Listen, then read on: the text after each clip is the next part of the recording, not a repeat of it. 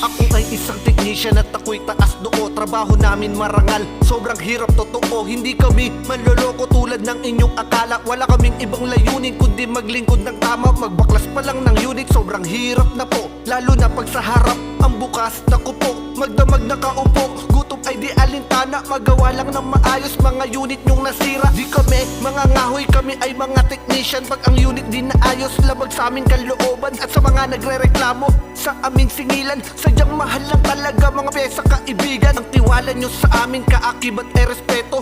Para sa pamilya kinikita namin dito. Kaya wag nyo sasabihin na ito ay madali lang. Hindi nyo alam ang aming pinagdaanan. Buhay ng isang technician.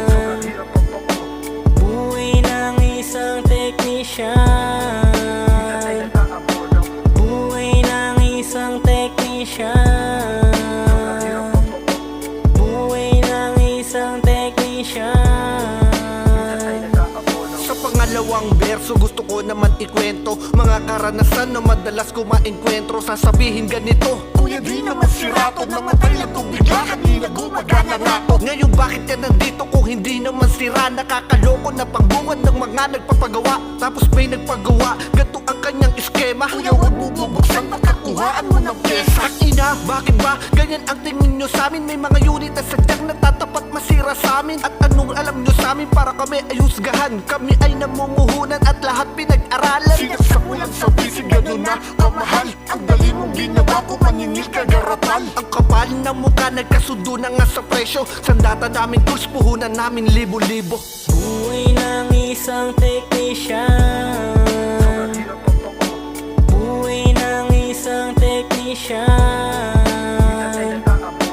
Buhay ng isang technician. Buhay ng isang technician. Minsan matumal, walang pabayad pwesto. Minsan matumal, bayaran pa sa Meralco. Minsan matumal, walang katao-tao. Minsan matumal, sagad at zero-zero. Minsan matumal, tulog aming puhunan. Minsan matumal, wala nang pagkukunan. Minsan matumal, customer ay sinungaling. Minsan matumal, kami ay aawayin. Minsan naisip nyo na bang maging kami? Kung husgahan ganun na lang na tila ba walang pake. Meron pang nagmalaki na mas marunong pa sa amin. Napanood niya daw sa YouTube, madali lang daw gawin. Madali lang pala, dapat ikaw na gumawa. Profession namin ay inaral, kaya may bayad ang gawa. At sa mga nakakaunawa sa trabaho namin ko, marami pong salamat, saludo po ko sa inyo. Buhay ng isang technician. Buhay ng isang technician. Buhay ng isang technician.